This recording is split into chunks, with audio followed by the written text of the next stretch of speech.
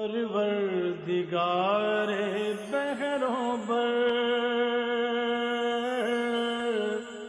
پروردگار بحروں بر۔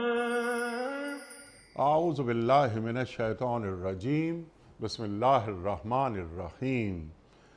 ان اللہ وملائکتہ یصلون علی النبی یا ایہا الذین آمنوا صلوا علیہ وسلموا تسلیما۔ اللہم صلی علی سیدنا و نبینا و شفیعنا و مولانا محمد وعلی آل محمد وبارک وسلم۔ محترم خواتین و حضرات، السلام علیکم۔ پیام صبح کے ساتھ ایک بار پھر حاضر میں ہوں آپ کا میزبان انیق احمد۔ قرآن کریم کے منتخب آیات پر ہم بات کرواتے ہیں اپنے ملک کے ممتاز علماء سے، اور ان سے سیکھتے ہیں کہ قرآن کریم کی ان آیات کے معنی کیا ہیں، مفہوم کیا ہے، تفسیر کیا ہے ان آیات کی، اور پھر ان آیات کو جوڑتے ہیں حالات حاضرہ سے کہ آج قرآن کریم کی یہ آیات ہم سے کیا مخاطبت کر رہی ہیں۔ خواتین و حضرات، قرآن کریم کو سیکھنا، سمجھنا، اس پر عمل کرنا، یہ قرآن کریم کے حقوق ہیں جو ہم پر عائد ہوتے ہیں۔ اور ایک بات اور، ایک حق اور ہے قرآن کریم کا کہ قرآن کریم پر یعنی عمل کرنا اور قرآن کریم کو وہاں تک پہنچانا جہاں تک کہ قرآن کریم نہیں پہنچا۔ یہ ہر مسلمان کے لیے ضروری ہے۔ ہر فرد ہے ملت کے مقدر کا ستارہ، اقبال فرماتے ہیں۔ آج ہم سورہ صف کی آیات 1 اور 2 پر انشاءاللہ بات کروائیں گے اپنے ملک کے ایک ممتاز عالم دین سے، ایک ممتاز مفسر قرآن سے۔ خواتین و حضرات، اللہ تعالیٰ ایمان والوں سے مخاطبت فرما رہا ہے۔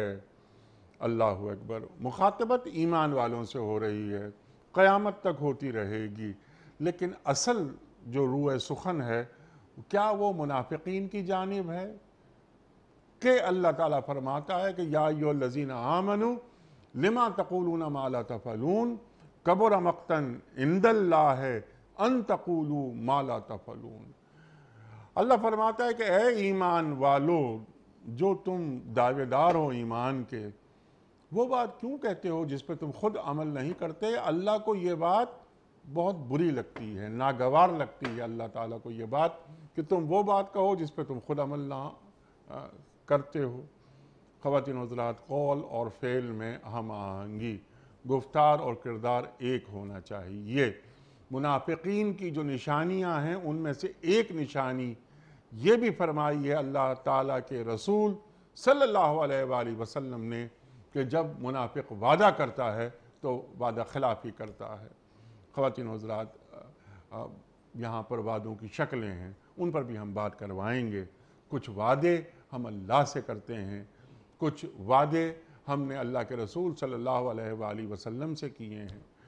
خواتین و حضرات، کچھ وعدے ہم آپس میں کرتے ہیں، ہم جو عام زندگی میں، کچھ وعدے ہمارے ریاست کے ساتھ ہوتے ہیں کہ میں ریاست کا وفادار رہوں گا۔ خواتین و حضرات، بہت ساری باتیں اس ذیل میں آئیں گی۔ وعدہ خلافی کسے کہتے ہیں یہ بھی سیکھیں گے، اور کیا ہم اپنی نئی نسلوں کو، اپنے بچوں کو یہ بات سکھا رہے ہیں اپنے گھروں میں، اپنے تعلیمی اداروں میں کہ دیکھو بیٹا اور دیکھو بیٹی، وعدہ خلافی منافق کی نشانی ہوتی ہے، منافقوں میں شامل نہیں ہونا۔ خواتین و حضرات، بہت ساری باتیں آئیں گی اس ذیل میں۔ تشریف فرما ہے اسلام آباد میں ہمارے ملک کا ایک ممتاز نام، بڑا محبوب اور مقبول نام، محترم ڈاکٹر حبیب الرحمن عاصم صاحب۔ ڈاکٹر صاحب، میں آپ کا بڑا شکر گزار، ہمیشہ آپ سے سیکھتے ہیں، آج بھی ہم آپ سے سیکھیں گے۔ خواتین و حضرات، ڈاکٹر صاحب کے تعارف کی چنداں ضرورت نہیں، پوری زندگی بس پڑھتے پڑھاتے گزری اور گزر رہی ہے۔ مختلف یونیورسٹیز میں آپ پڑھاتے رہے، حدیث، فقہ، عربی، ادب آپ کے خاص موضوعات۔ ڈاکٹر صاحب کو خوش آمدید کہتے ہوئے پروگرام کا آغاز اللہ تعالیٰ کے بابرکت نام سے، سورہ صف اور آیات 2 اور 3۔ اعوذ باللہ من الشیطان الرجیم، بسم اللہ الرحمن الرحیم۔ یا ایہا الذین آمنوا لم تقولون ما لا تفعلون کبر مقتا عند اللہ ان تقولوا ما لا تفعلون صدق اللہ العظیم۔ اے لوگو جو ایمان لائے ہو، تم کیوں وہ بات کہتے ہو جو کرتے نہیں ہو؟ اللہ کے نزدیک یہ سخت ناپسندیدہ حرکت ہے کہ تم کہو وہ بات جو کرتے نہیں۔ صدق اللہ العظیم۔ خواتین و حضرات، محترم ڈاکٹر حبیب الرحمن عاصم صاحب کی خدمت میں اس سے پہلے کہ ہم رکھیں آج کے پروگرام کے حوالے سے پہلا سوال کوئز، کل کے پوچھے گئے سوال کا درست جواب اور آج کا سوال آپ کی خدمت میں۔ غزوات کی کل کتنی تعداد ہے؟ درست جواب 27۔ یہ سوال ہم نے کل رکھا تھا۔ آج کا سوال نوٹ فرما لیجئے۔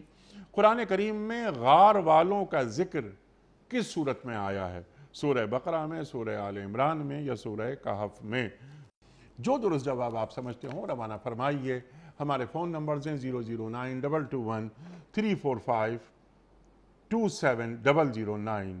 ہمارا دوسرا فون نمبر ہے 009221343009880۔ ہمارا ای میل ایڈریس ps@dunyatv.tv۔ ہمارا SMS کا نمبر 3031 اور ہمارا واٹس ایپ کا نمبر ہے 00923258250194۔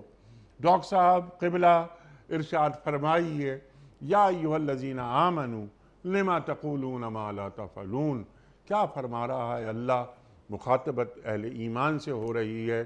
یہ ایفائے عہد کسے کہتے ہیں؟ ارشاد۔ بسم اللہ الرحمن الرحیم۔ محترم انیق صاحب، آپ کا شکریہ، اور جن وسائل کو ہم اختیار کرتے ہوئے اللہ کی کتاب کو سمجھ رہے ہیں، اللہ سے دعا ہے کہ وہ ہماری اس کوشش کو اپنی بارگاہ میں قبول فرمائے، ہمارے دلوں کے اندر جو بھی خدشات اور اس طرح کی چیزیں پائی جاتی ہیں ان کو دور کرے، اور جس طرح آپ نے اپنی تمہیدی گفتگو میں فرمایا کہ قرآن مجید کو سمجھنا، قرآن کو سمجھانا، اس پر عمل کرنا، اسے دوسرے افراد تک پہنچانا، تو اس کار خیر میں ہم جو تھوڑا بہت حصہ ڈال رہے ہیں، اللہ تعالی ہمیں بھی اس کا ثمر عطا فرمائے۔ اس دعا کے ساتھ آج کی یہ ایک بہت ہی اہم ترین آیت، جس کا خطاب براہ راست ایمان والوں سے کیا جا رہا ہے، ہم اس پر غور کر رہے ہیں۔ انیق بھائی، آپ نے جس آیت کا انتخاب کیا اور 2 آیتوں کا، اس کے آغاز میں اللہ رب العزت نے اپنی تعریف کے حوالے سے اور اپنے بلند مقام کے اعتبار سے اور کائناتوں میں جو بھی مخلوقات پائی جاتی ہیں ان کے حوالے سے ایک بات کہی، اور اس کے ساتھ پھر اس آیت کو جوڑا گیا۔ سبحان اللہ، سبحان یہ اللہ تعالیٰ کا ایک اسلوب بھی ہے، قرآن مجید کا ایک معجزہ بھی ہے، طریقہ بھی ہے کہ جب بھی وہ کوئی حکم دیتا ہے یا کسی بات کی ہدایت اور رہنمائی عطا کرتا ہے تو مختلف موقعوں پر یہ باور کروا دیتا ہے کہ ہم جو تمہیں سیدھی راہ دکھا رہے ہیں اور صحیح بات بتا رہے ہیں، اگر تم اس پر عمل کرو گے تو تمہارا اپنا بھلا ہوگا، تمہاری شخصیت میں نکھار آئے گا، تمہاری بات اور تمہارے عمل اس کو دنیا میں بھی پذیرائی ملے گی اور اللہ تعالیٰ کے ہاں بھی اس کو قبولیت کا شرف ملے گا۔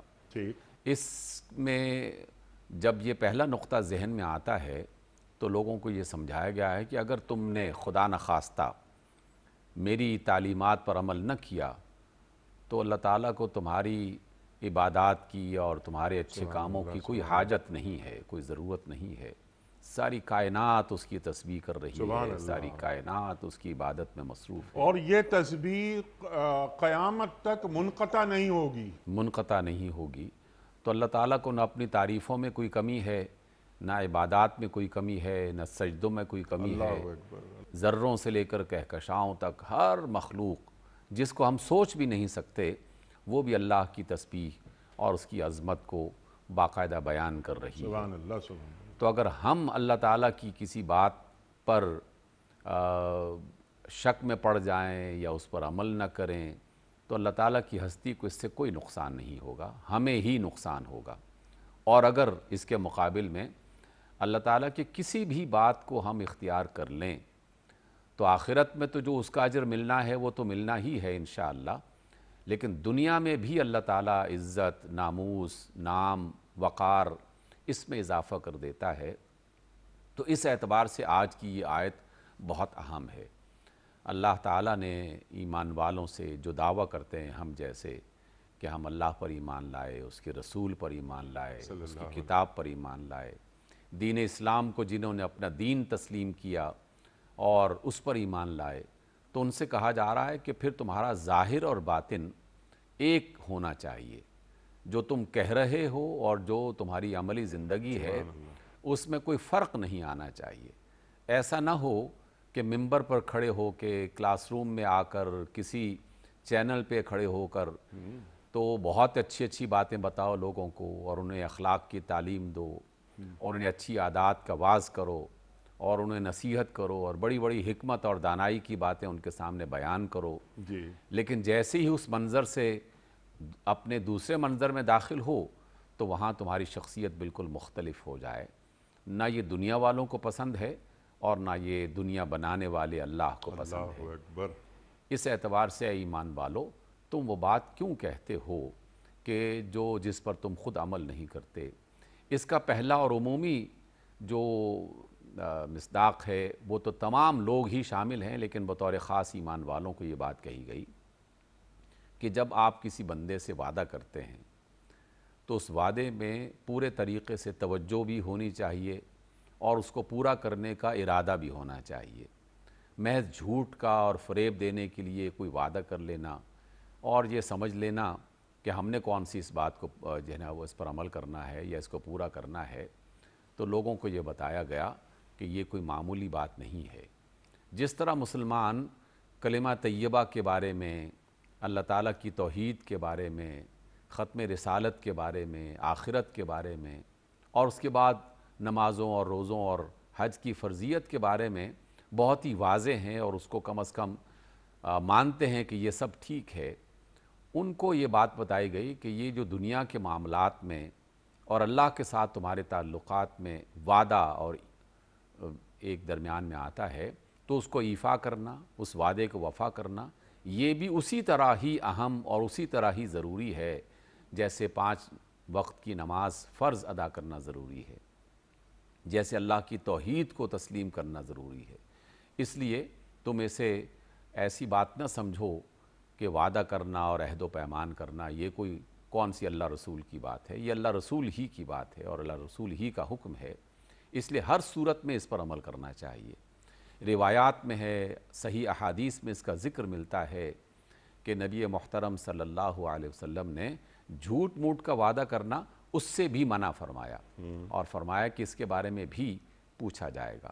ایمان والوں کی جہاں بھی وضاحت کی اور اس کا تعارف پیش کیا گیا تو جہاں ایمانیات کا اور خلق خدا کی خدمت کا ذکر آتا ہے تو وہاں پر یہ بھی بتایا گیا کہ وہ عہد و پیمان کو پورا کرتے ہیں جب بھی وہ عہد و پیمان کرتے ہیں۔ وَأَوْفُوا بِالْعَهْدِ إِنَّ الْعَهْدَ كَانَ مَسْئُولًا، تم وعدے کو پورا کرو کیونکہ وعدوں کے بارے میں پوچھا جائے گا۔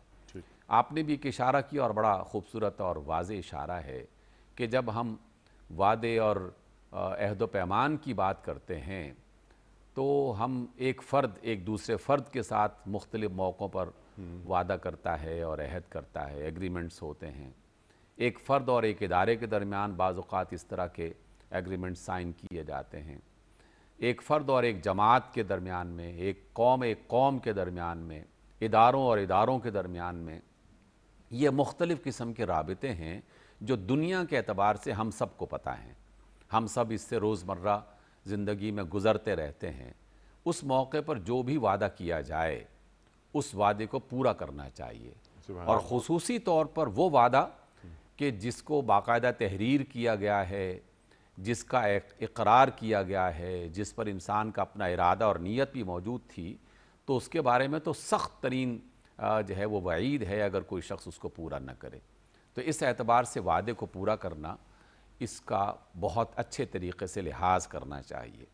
ہم نے یہ جو بات کہی اور قرآن مجید کی اس آیت کو سمجھنے کی کوشش کی، تو یقیناً ہر ایک فرد کو اپنی ذات میں خود سے جائزہ لینا چاہیے کہ ہم جب لین دین کرتے ہیں، کاروبار کرتے ہیں، مختلف چیزوں کی خرید و فروخت کے حوالے سے جس میں کوئی ٹائم پیریڈ شامل ہوتا ہے، تو اس میں باقاعدہ کچھ چیزیں تحریر کی جاتی ہیں، تو ان تحریر شدہ چیزوں کو معمولی نہ سمجھا جائے اور اس میں کسی قسم کی خرابی پیدا کرنے کی کوشش نہ کی جائے، کیونکہ اللہ تعالیٰ کے ہاں باقاعدہ اس کے بارے میں سوال ہوگا، کیونکہ اس کے نتیجے میں کسی فرد کی حق تلفی ہو سکتی ہے، جی ہاں، کسی گروہ کی حق تلفی ہو سکتی ہے، کسی قوم اور جماعت اور امت کی بعض اوقات حق تلفی ہو سکتی ہے۔ تو اس اعتبار سے مسلمان وعدوں کے بارے میں بہت ہی زیادہ کانشیس رہتے ہیں اور رہنا چاہیے۔ ٹھیک، انیق بھائی، اس میں اس کی بھی کوئی شرط نہیں ہے کہ یہ مسلمانوں کے درمیان میں کیے جانے والے وعدوں کی بات کی جا رہی ہے۔ ٹھیک، ایک مسلمان فرد یا جماعت یا قوم کسی دوسرے گروہ کے ساتھ جو غیر مسلم ہے، اگر ان کے ساتھ بھی کوئی عہد و پیمان کرتے ہیں تو ان کے بارے میں بھی پورا کرنے کا باقاعدہ حکم دیا گیا ہے، اور ان کے بارے میں بھی سوچنا اللہ تعالیٰ کے ہاں پوچھا جائے گا، اور اس کے بارے میں ہمیں سوچنا چاہیے۔ اس اعتبار سے پہلی بات تو یہی ہے، اور آپ نے رسول اللہ صلی اللہ علیہ وسلم کی مشہور ترین حدیث کا حوالہ دیا اور خوب حوالہ دیا کہ آپ صلی اللہ علیہ وسلم نے ایک بار نہیں کئی بار اس بات کا ذکر فرمایا کہ منافقین کی مختلف علامتیں ہیں، کہیں 3 کا ذکر کیا گیا، کہیں 4 کا ذکر کیا گیا، تو ان میں سے ایک علامت تمام روایات میں موجود ہے کہ منافق وہ ہوتا ہے کہ جب وعدہ کرتا ہے تو پھر اسے پورا نہیں کرتا۔ گویا کہ وہ اس کی حقیقت کو اور اس کی اہمیت کو سمجھتا ہی نہیں ہے، وہ یہ سمجھتا ہے کہ یہ تو بس آنے جانے والی بات ہے، وقتی ضرورت کو اور مصیبت کو ٹالا گیا ہے یا پھر کسی کو دھوکہ دیا گیا ہے، اس سے کیا فرق پڑتا ہے؟ نہیں، ایمان کے حوالے سے، انسانیت کے حوالے سے اور مسلمانی کے اعتبار سے اس میں بڑا فرق پڑتا ہے۔ اس اعتبار سے ہمیں دنیا میں سب سے پہلے انسانوں کے ساتھ کیے جانے والے عہد و پیمان کا خیال رکھنا چاہیے۔ ضمناً یہ بات بھی شامل کر لی جائے کہ ہم جو مختلف اداروں میں کام کرتے ہیں، سرکاری ہوں یا غیر سرکاری، تو وہاں باقاعدہ ایک ایگریمنٹ ابتدا ہی میں کیا جاتا ہے، چاہے وہ سادہ کاغذ پر لکھا ہوا ہو یا اسٹامپ پیپر پر لکھا ہوا۔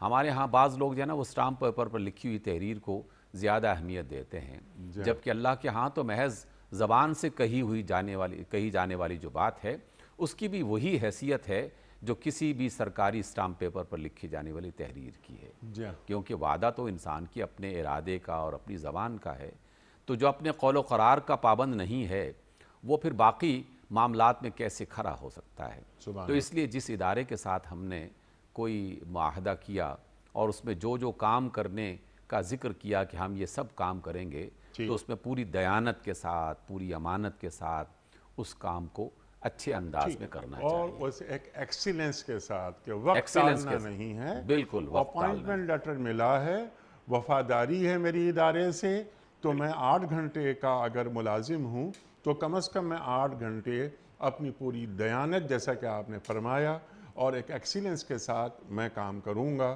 اور اس میں ٹالنے والی بات نہیں ہوگی۔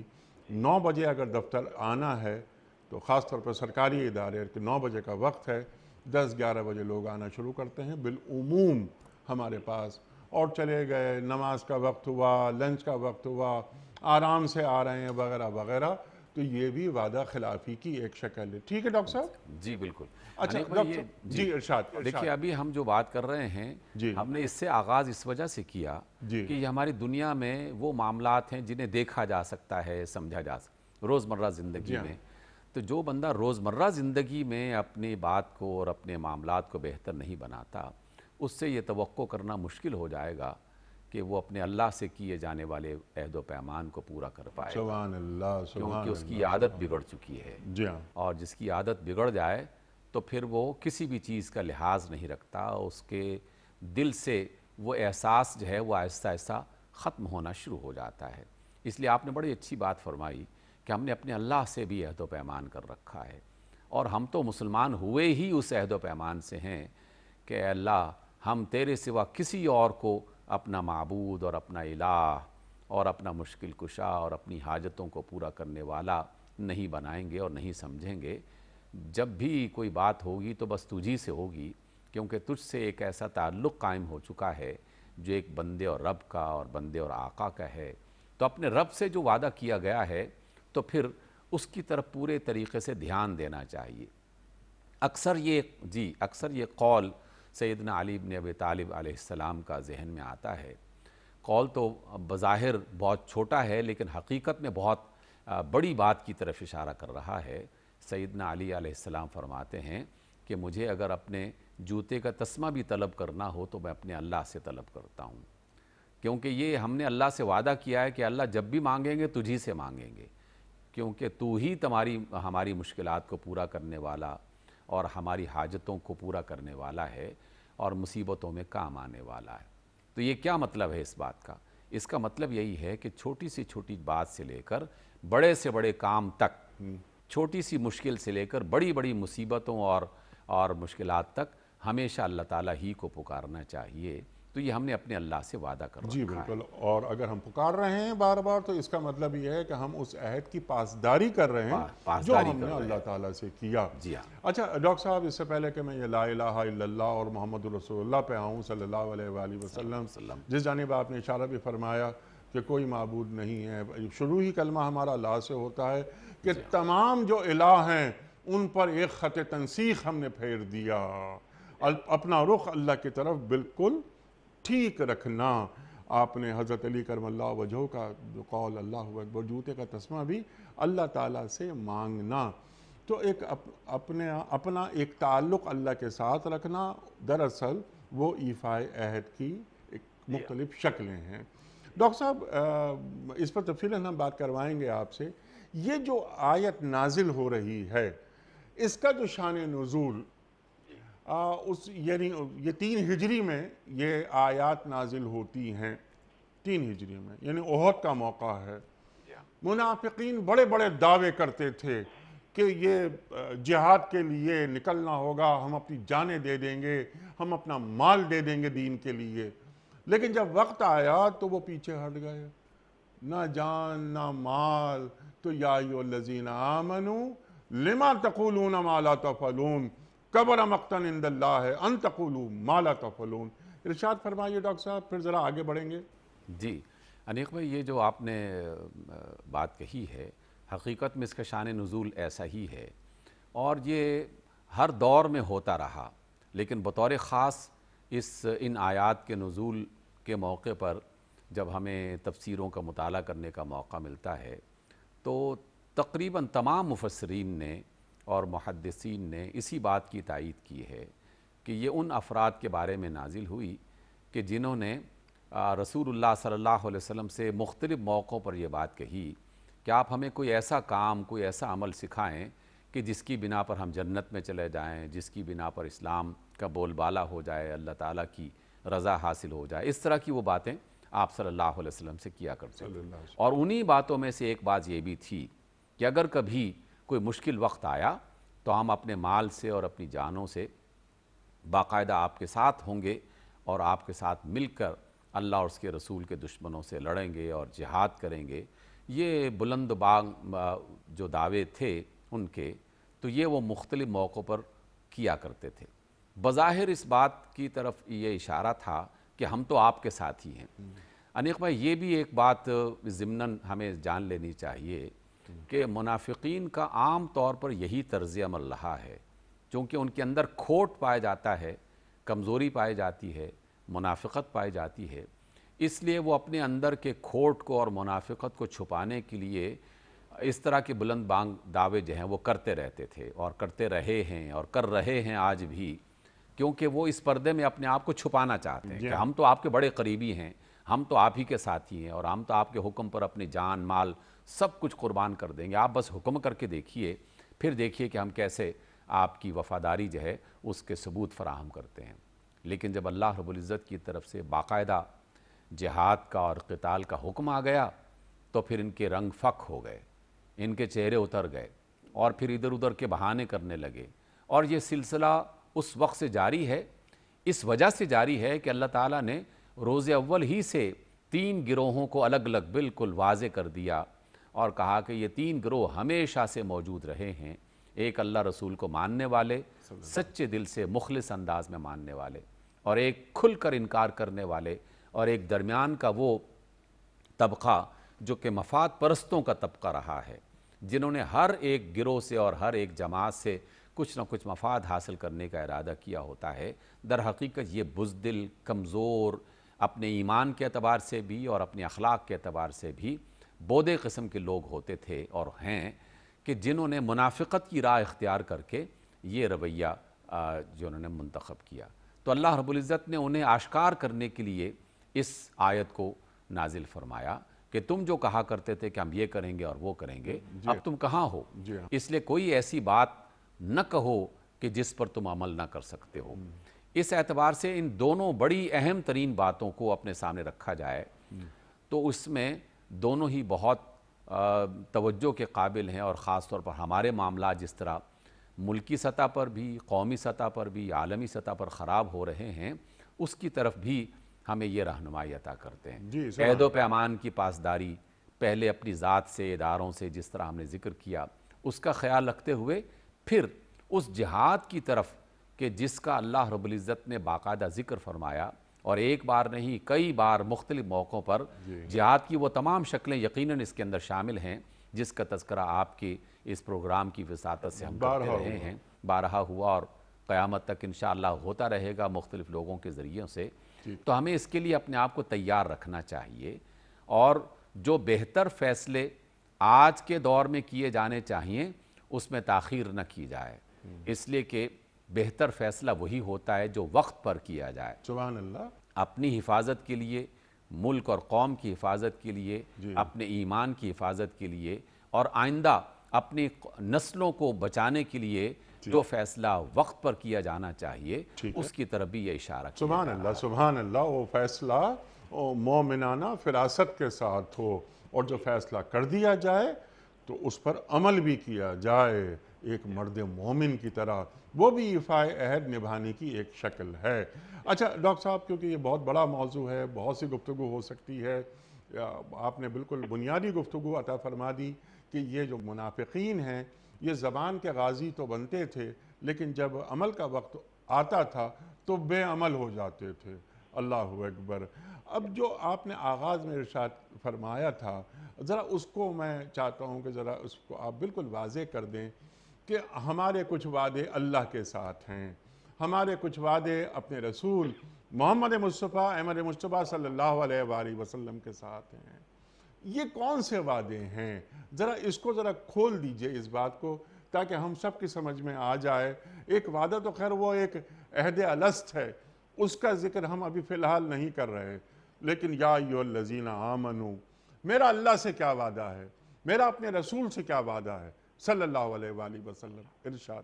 دیکھیے انیق بھائی، جب ہم اس بات کا ذکر کرتے ہیں تو اپنے اللہ سے جو وعدے کا آغاز کرتے ہیں وہ تو اسی کلمہ توحید ہی سے کیا جاتا ہے، لا الہ الا اللہ محمد رسول اللہ، کہ اللہ کے سوا کوئی معبود نہیں ہے۔ بظاہر یہ چند الفاظ پر مشتمل ایک چھوٹا سا کلمہ، ایک چھوٹی سی بات، ایک چھوٹا سا جملہ ہے، لیکن حقیقت میں جناب آدم علیہ السلام سے لے کر جناب مصطفیٰ علیہ السلام تک تمام تر انبیاء کی دعوت اور تبلیغ اور تعلیم کا یہ جوہر رہا ہے۔ قرآن مجید میں اور تورات اور انجیل میں اور سابقہ تمام آسمانی کتابوں میں اس بات کو اس قدر زیادہ بیان کیا گیا اور اس قدر اس پر زور دیا گیا کہ آدمی پریشان ہو جاتا ہے کہ آخر چند الفاظ میں ایسی کیا قوت شامل ہے اور ایسی کیا بات شامل ہے کہ اس میں ذرا بھی اللہ تعالیٰ کے ہاں کمزوری جو ہے وہ انسانوں کی طرف سے، مسلمانوں کی طرف سے اسے پسند نہیں کیا جاتا۔ اصل میں جس نے لا الہ کہہ دیا اس کی زندگی میں ایک بڑا انقلاب برپا ہو جاتا ہے۔ جو شخص اس کو محض لفظوں کی ایک بنت سمجھتا ہے اور ایک جملے کی ترکیب سمجھتا ہے اور کہتا ہے اس سے کیا فرق پڑتا ہے میں یہ کہوں یا نہ کہوں، اس کی زندگی میں تو واقعی کوئی فرق نہیں پڑتا۔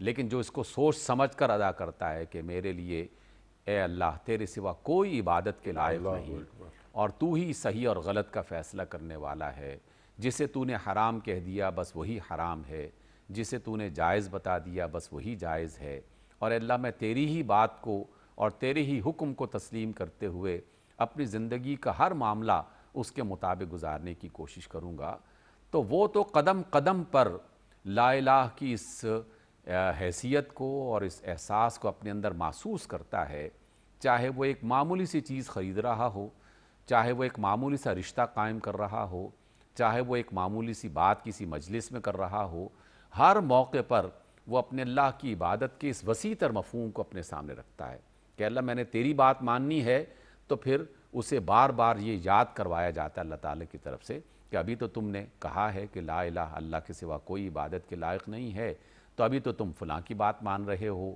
فلاں جماعت کی بات مان رہے ہو، فلاں ملک کی بات مان رہے ہو، فلاں قوت کی بات مان رہے ہو، مجھے تم نے نظر انداز کر دیا ہے۔ ٹھیک ہے، اللہ کو ان معاملات میں نظر انداز کرنا ٹھیک، اور اللہ کے مقابلے میں کسی دوسری قوت کو، طاقت کو تسلیم کرتے ہوئے اس کی بات کو ماننا در حقیقت اس لا الہ کی نفی ہے۔ سبحان اللہ۔ اچھا ڈاکٹر صاحب، آپ نے بات فرمائی کہ نظر انداز کرنا، یہ بہت ہی ایک مائلڈ سا آپ نے ایک یعنی دو الفاظ استعمال کیے۔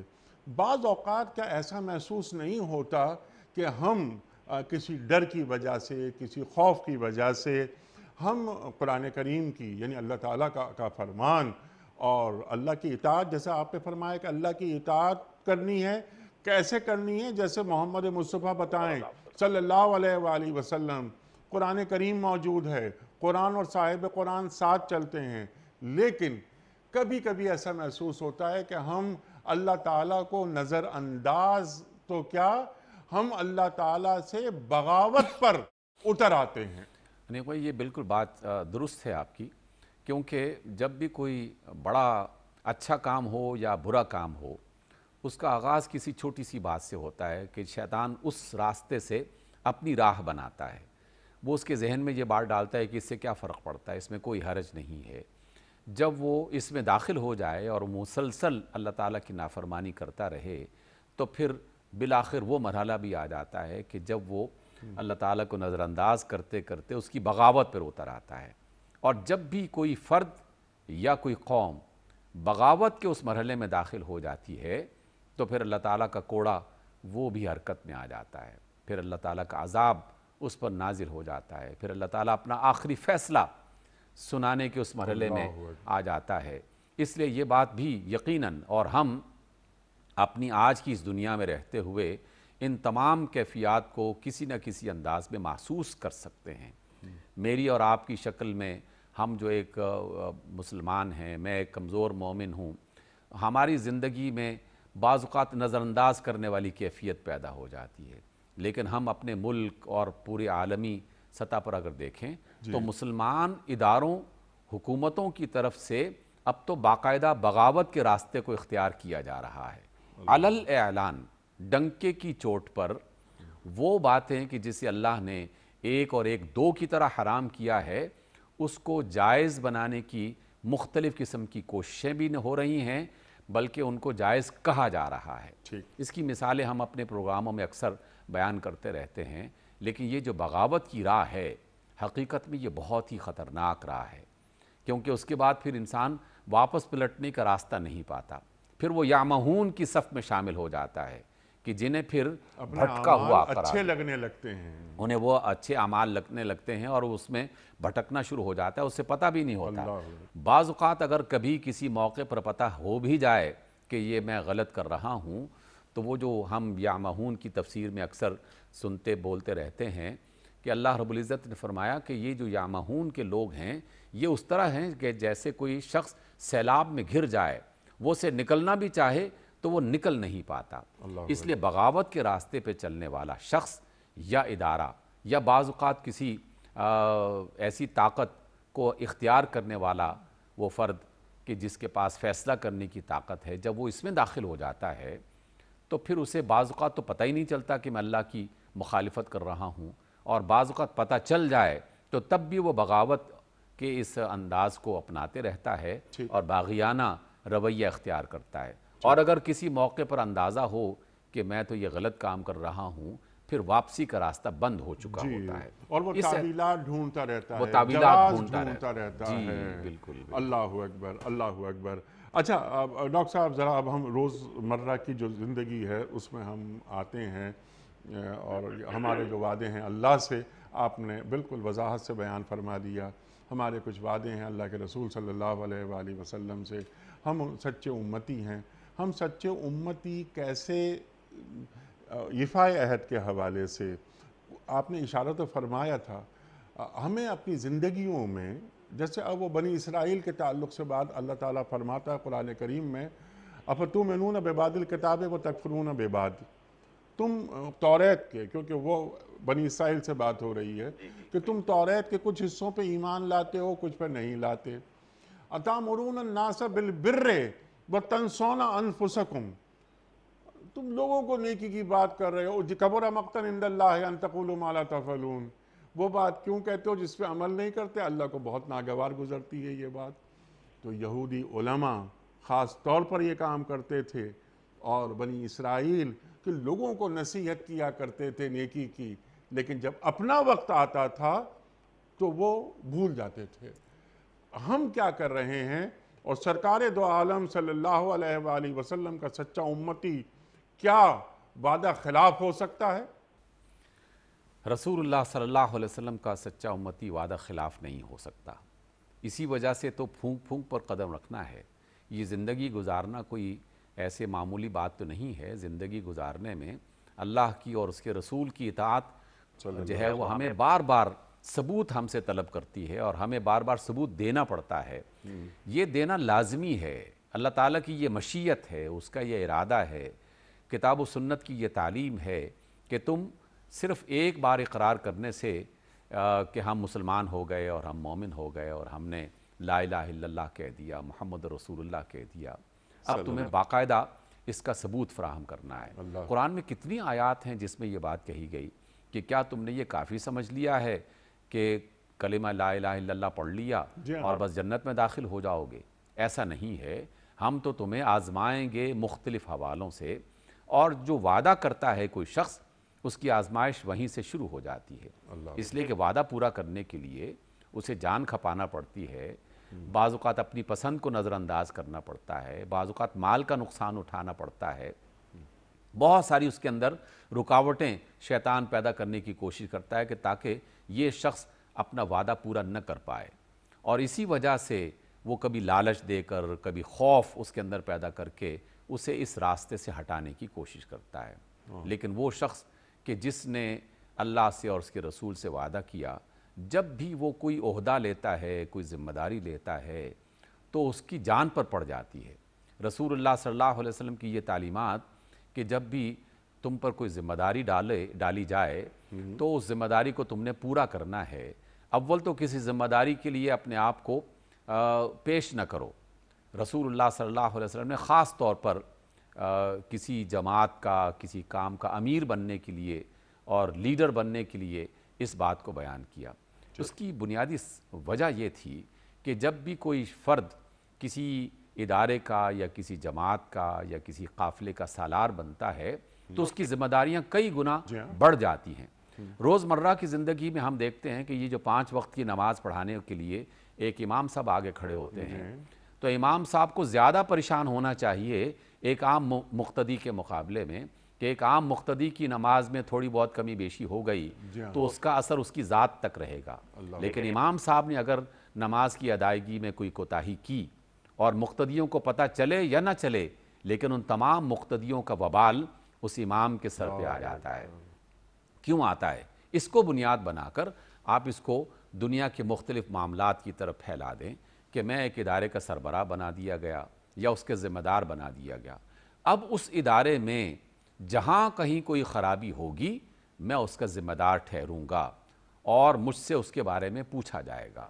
میں اگر کسی حکومت کا ذمہ دار بن چکا ہوں تو وہاں اگر کوئی خرابی پیدا ہوگی تو مجھ سے اس کے بارے میں پوچھا جائے گا. ٹھیک ہے. ایک اللہ کے ولی نے بڑی خوبصورت بات سمجھائی اور بتایا انہوں نے کہ اگر کوئی شخص کسی بڑی ذمہ داری پر آ کر تم اس کو دیکھو کہ اس کا جسم جو ہے وہ پہلے کے مقابلے میں زیادہ پھلنا پھولنا شروع ہو گیا ہے، اس کا چہرہ جو ہے وہ خون کی سرخی سے سرخ ہو رہا ہے، صحت اس کی بڑھ رہی ہے اور آرام دہ چیزوں میں اضافہ ہو رہا ہے، تو سمجھ لو کہ یہ اپنے کام کو پورے اچھے طریقے سے ادا نہیں کر پا رہا، کیونکہ یہ جو احساس ذمہ داری ہے یہ تو اس کی زندگی کو مشکل بنا دیتی ہے، آدمی کو بوڑھا کر دیتا ہے، بوڑھا کر دیتی ہے۔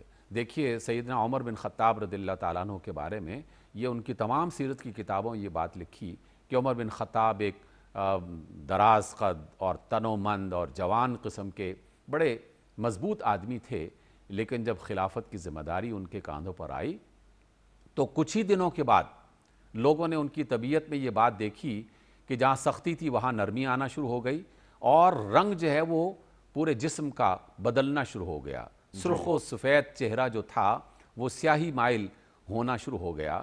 اس احساس ذمہ داری کی بنیاد پر زیادہ سے زیادہ کام کرنا، گرم دوپہر میں بیت المال کے اونٹوں کو ہانک کر جمع کرتے ہوئے دکھائی دیتے ہیں، قافلوں کے ساتھ پیدل چلتے ہوئے اور دھول مٹی جو ہے وہ پھانکتے ہوئے دکھائی دیتے ہیں۔ دوسرے لوگ اگر اچھا کھانا کھا رہے ہیں تو آپ اپنے گھر میں ایک معمولی اور بہت ہی جسے نرم ترین چیز کہا جا سکتا ہے کہ جس کو نہ کھانا انسان پسند کرتا ہے تو وہ کھا رہے ہیں۔ گویا کہ احساس ذمہ داری اس کے معاملات کو بالکل بدل کے رکھ دیتی ہے۔ سبحان اللہ۔ اس بنیاد پر جب بھی کوئی شخص کسی ادارے کا ذمہ دار بنے، چاہے وہ چھوٹا سا کام ہی کیوں نہ ہو، تو پورے طریقے سے اس کو ادا کرنے کی کوشش کرے، اس کے بارے میں پوچھا جائے گا۔ جی بالکل، اس کے بارے میں پوچھا جائے گا۔ اللہ اکبر، اللہ اکبر، ان العہد کان مسئولا۔ اچھا ڈاکٹر صاحب کنکلوڈ فرما دیجئے کہ یعنی آج ہم نے کیا سیکھا؟ بہت ساری باتیں ابھی رہ گئی ہیں، لیکن مجھے کہا جا رہا ہے کہ وقت ختم ہو رہا ہے پروگرام کا۔ ایک تو یہ کہ جو ایک ایفاء عہد کے تعلق سے جو خشیت خداوندی ہونی چاہیے وہ ہم میں نہیں ہے، یعنی بائی اینڈ لارج ہے۔ بہت سے اچھے لوگ بھی ہیں ہمارے معاشروں میں، لیکن یہ اب وعدے کو ایفا کرنا یہ کچھ کم ہوتا چلا جا رہا ہے۔ ایفاء عہد کا ہم سب میں آ جائے، عہد کی پاسداری کرنا ہم میں آ جائے، اس کا نسخہ کیا ہے یہ بیان فرما دیجئے، اور یہ بھی فرما دیجئے کہ کیا ہم اپنے بچوں کو ایفاء عہد کرنا، اپنی بات جو تم بیٹا منہ سے نکالو اسے پورا کرنا، یہ کیا سکھا رہے ہیں اپنے بچوں کو ہم؟ ارشاد۔ انیق بھائی دیکھیے، یہ جو بات آپ نے فرمائی ہے ہم اس کو انتہائی اختصار کے ساتھ دوبارہ سے تازہ کر لیتے ہیں۔ اللہ کے نیک بندے ہمیشہ سے اس پر عمل کرتے رہے کہ جب بھی کوئی عہد و پیمان کی بات آتی تو سب سے پہلے تو اس عہد و پیمان کو اختیار کرنے سے بھی پہلے وہ اپنے اللہ سے دعا کرتے کہ اللہ یہ کام میں کرنا چاہتا ہوں، آپ میری رہنمائی فرمائیے کہ کیا میں یہ کام کر سکتا ہوں، کیا یہ کام میرے لیے مفید ہو سکتا ہے، کیا اس کے اثرات جو ہیں وہ دنیا کے اعتبار سے، اللہ تعالیٰ کی رضا کے اعتبار سے میرے لیے بہتر ہو سکتا ہے، جسے ہم دعا استخارہ کہتے ہیں۔ جی ہاں۔ دعا استخارہ کیا چیز ہے؟ در حقیقت کسی بھی کام کو اختیار کرنے سے پہلے اللہ تعالیٰ کی طرف سے رہنمائی طلب کرنا۔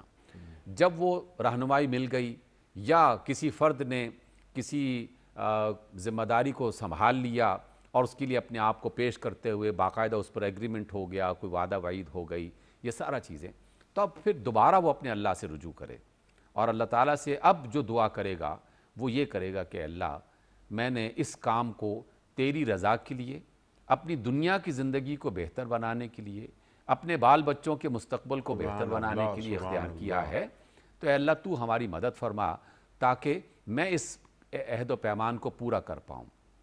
تیسرا نسخہ جو ہے اس اعتبار سے ہمیں جناب رسول اللہ صلی اللہ علیہ وسلم کی سیرت کا مطالعہ کرنا چاہیے، کیونکہ سیرت ہمیں بہت سارے ایسے واقعات بتاتی ہے اور رسول اللہ صلی اللہ علیہ وسلم کا اسوہ ہمارے سامنے رکھتی ہے کہ آپ علیہ السلام نے یہ وعدہ کیا تھا تو کیسے پورا کیا تھا، یہ وعدہ کیا تھا تو کیسے پورا کیا تھا۔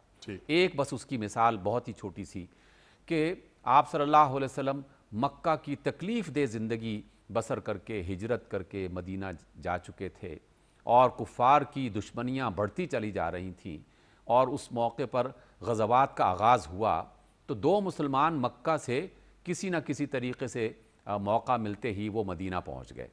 راستے میں وہ کفار کی ایک جماعت کے ساتھ پکڑے بھی گئے اور انہوں نے کفار کی اس جماعت سے یہ وعدہ کیا کہ ہم مدینہ جا رہے ہیں، لیکن اگر کوئی جنگ تمہارے خلاف ہوگی تو ہم تمہارے مقابلے میں لڑنے کے لیے نہیں آئیں گے۔ اس وعدے پر کفار نے انہیں چھوڑ دیا، مدینہ پہنچ گئے اور غزوہ بدر اس کا آغاز ہوا۔ رسول اللہ صلی اللہ علیہ وسلم کو انہوں نے بتا دیا کہ یا رسول اللہ ہم یہ کہہ کر ان سے اپنی جان چھڑا کے آئے ہیں اور اب تو یہ غزوے کی بات ہے، تو ہمیں کیا کرنا چاہیے؟ آپ صلی اللہ علیہ وسلم کی اس موقع پر جو ضرورت تھی ہم سب جانتے ہیں، افراد کی انتہائی شدید قلت اور جان پر جان بنی ہوئی ہے سب کے، لیکن آپ صلی اللہ علیہ وسلم نے ان سے کہا کہ تم نے جو وعدہ کیا تھا اس وعدے کو پورا کرو، تم ہمارے ساتھ اس میدان قتال میں نہیں جاؤ گے، اس غزوے میں شریک نہیں ہوگے، تم یہاں مدینہ میں رہ کر اپنی ذمہ داریاں پوری کرو گے۔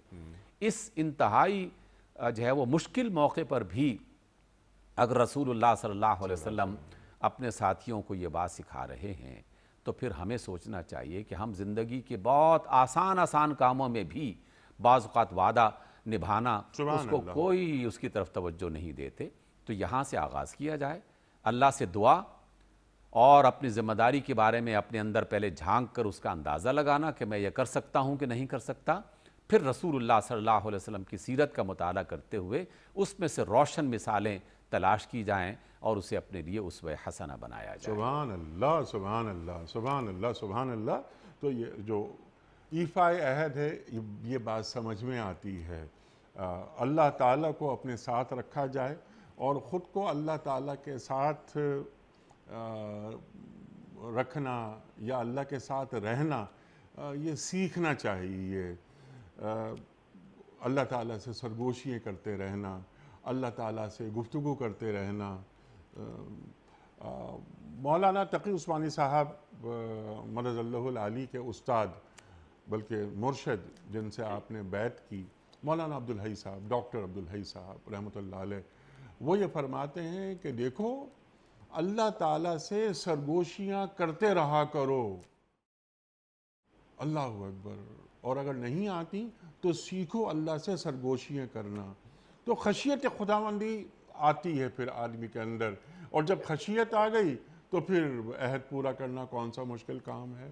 تو اللہ تعالیٰ کو اپنے ساتھ رکھا جائے جسے استعذار کہا جاتا ہے۔ ڈاکٹر صاحب میں آپ کا بڑا ممنون، بڑا شکر گزار، آپ تشریف لائے اور ہمیشہ کی طرح آج بھی ہم نے آپ سے بہت سیکھا۔ محترم خواتین و حضرات، بہت ساری باتیں مزید ہونی چاہیے۔ ایک بات رہ گئی بڑی اہم کہ کیا ہم اپنے بچوں کو ایفائے عہد سکھا رہے ہیں، بات کو پورا کرنا سکھا رہے ہیں؟ یہ والدین کی ذمہ داری ہے کہ نہ وہ خود وعدہ خلافی کریں اور نہ اپنے بچوں کو وعدہ خلافی کرنے دیں۔ بچہ یقین سے کہے کہ میری ماں یا میرے باپ کبھی وعدہ خلافی نہیں کرتے، تو یہ بڑی کامیابی ہے کہ ہم نے ایک اپنی اگلی نسل میں ایفائے عہد کرنا منتقل کر دیا۔ خواتین و حضرات، وقت مکمل ہوا ہمارے آج کے پروگرام کا۔ کوئز کل کا سوال ہمارا یہ تھا کہ غزوات کی کل تعداد کتنی ہے؟ درست جواب 27۔ آج کا سوال نوٹ فرما لیجئے، قرآن کریم میں غار والوں کا ذکر کس صورت میں آیا ہے؟ سورہ بقرہ میں یا سورہ آل عمران میں یا سورہ کہف میں؟ جو درست جواب آپ سمجھتے ہوں روانہ فرمائیے۔ ہمارے فون نمبرز ہیں 009222134527009۔ ہمارا دوسرا فون نمبر ہے 009221343000980۔ ہمارا ای میل ایڈریس ps@duniatv.tv، ہمارا SMS کا نمبر 3031 اور ہمارا واٹس ایپ کا نمبر ہے 009232182509194۔ خواتین و حضرات، کراچی میں کوئی مہمان میرا یہاں نہیں ہے، کاش ڈاکٹر حبیب الرحمن عاصم صاحب کراچی میں ہوتے اور ان کے دست مبارک سے یہ ایک پرچی نکلتی، لیکن اب ان کی قائم مقامی میں کر رہا ہوں۔ اور آج کے ونر ہیں محمد اکرام اللہ خان صاحب لاہور سے۔ محمد اکرام اللہ خان صاحب لاہور سے آپ کی خدمت میں دنیا ٹی وی کی جانب سے دینی کتب پر مشتمل یہ گفٹ ہیمپر ہم آپ کی خدمت میں روانہ کر رہے ہیں بذریعہ کوریئر۔ آپ کو بہت بہت مبارک ہو۔ اختتام ہوتا ہے پیام صبح کا روزانہ ایک قول پر، اور وہ قول ہوتا ہے صاحب نہج البلاغہ امیر المومنین حضرت علی مرتضیٰ کرم اللہ وجہہ کا۔ آپ فرماتے ہیں کہ جس راہ میں بھٹک جانے کا اندیشہ ہو اس راہ میں قدم نہ اٹھاؤ، جس راہ میں بھٹک جانے کا اندیشہ ہو اس راہ میں قدم نہ اٹھاؤ۔ سبحان اللہ سبحان اللہ۔ اپنے میزبان انیق احمد کو کل تک کے لیے اجازت دیجیے۔ خدا حافظ۔ پروردگار